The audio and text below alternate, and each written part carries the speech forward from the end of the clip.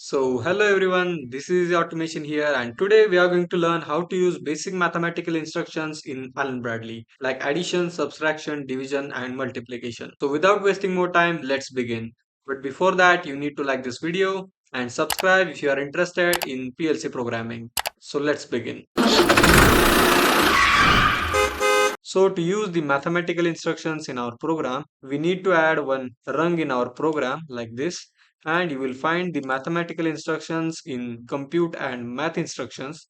So here you will find all the essential math instructions like addition, subtraction, multiplication, division, and all other.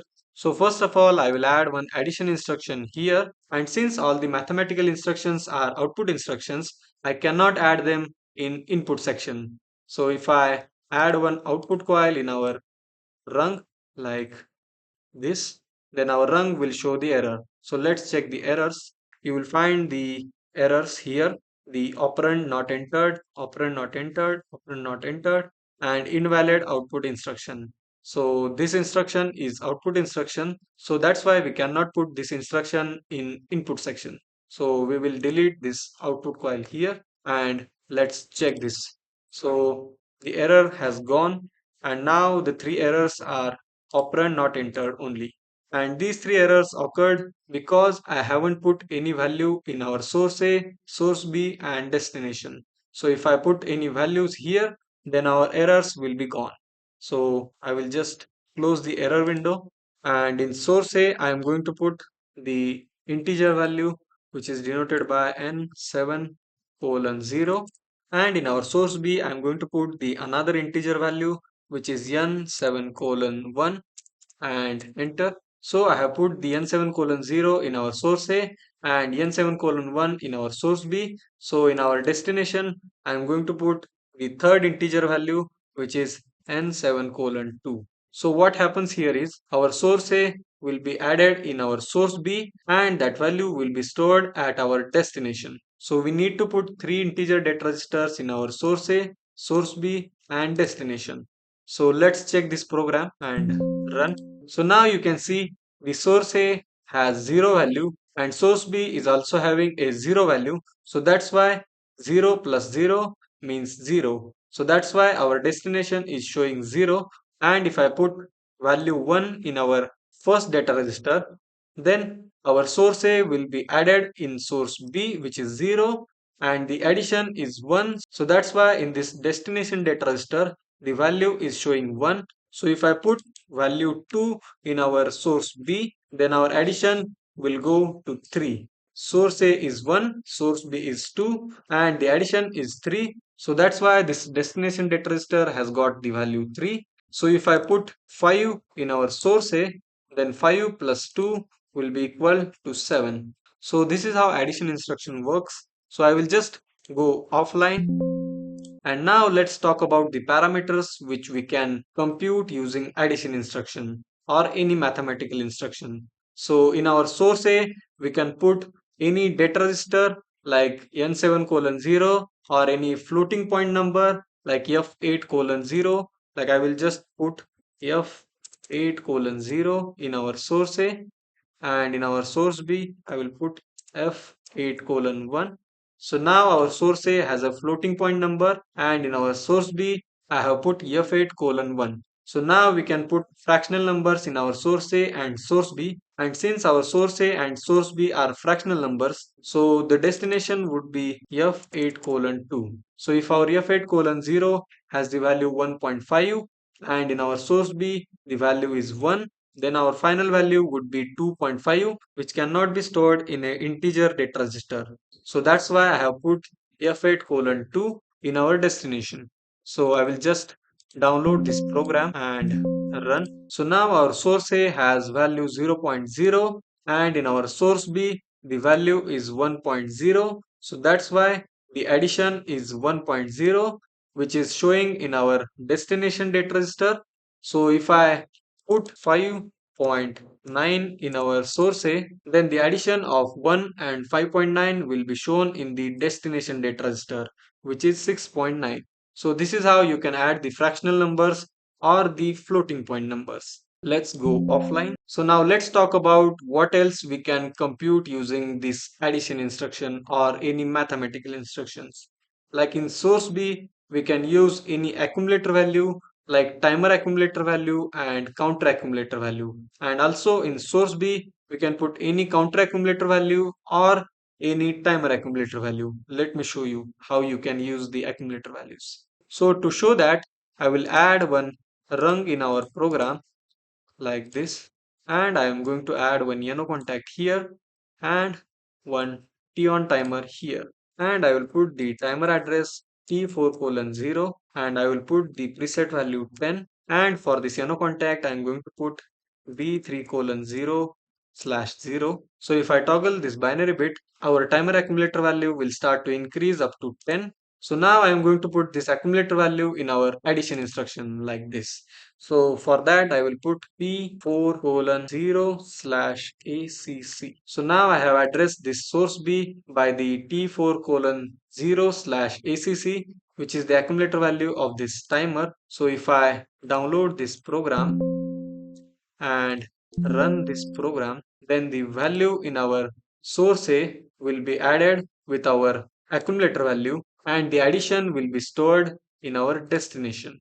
So I will put 1.9 in our source A, and since our timer is not started, our addition will be 1.9. But if I toggle this binary bit, then our timer will start and our accumulator value will be rising, and that value will be stored here, and which is going to add with our 1.9, and the addition will be stored in our destination. So now you can see here the accumulator value has gone to value 10, which is here and here also, and 10 is being added with 1.9 and the addition becomes 11.9, which is stored in this data register, which is a floating point data register.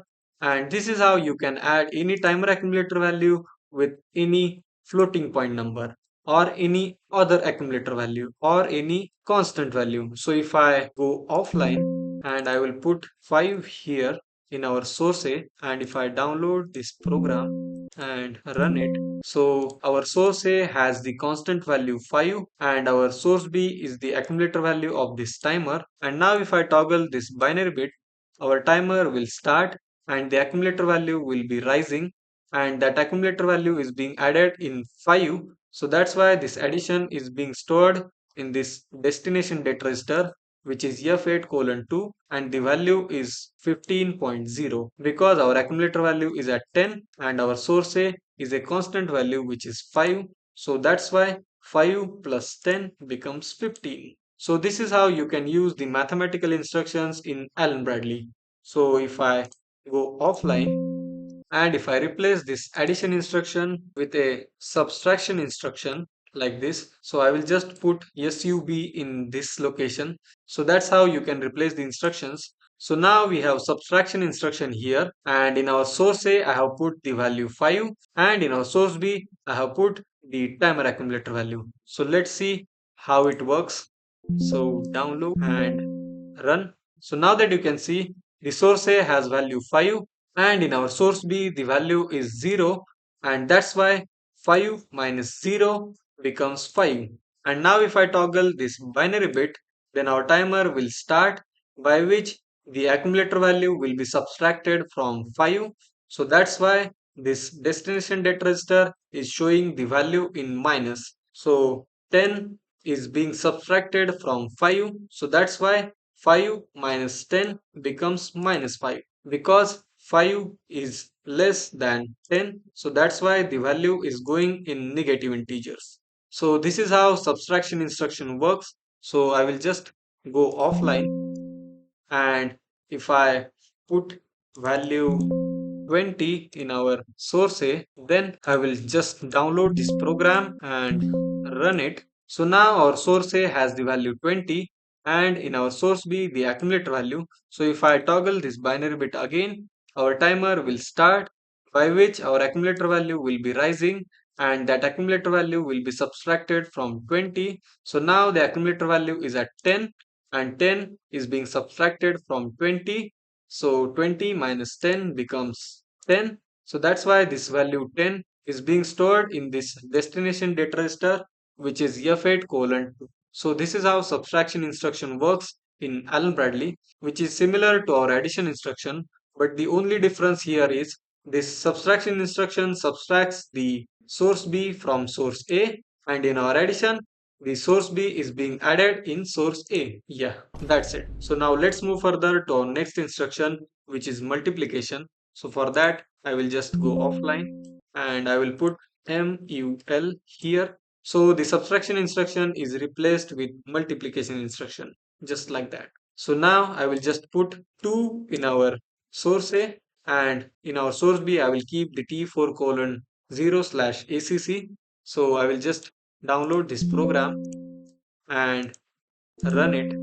So now what will happen here is this value 2 will be multiplied with the accumulator value. But now our timer is not running, so that's why our accumulator value is at 0, and 0 multiplied by 2 becomes 0.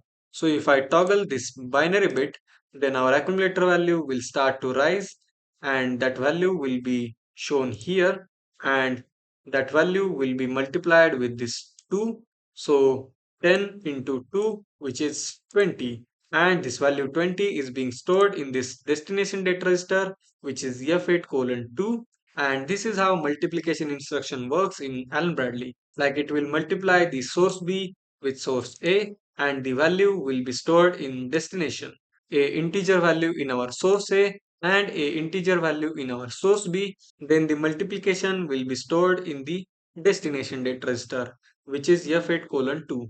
For this example, you can use integer data register also in this destination data register.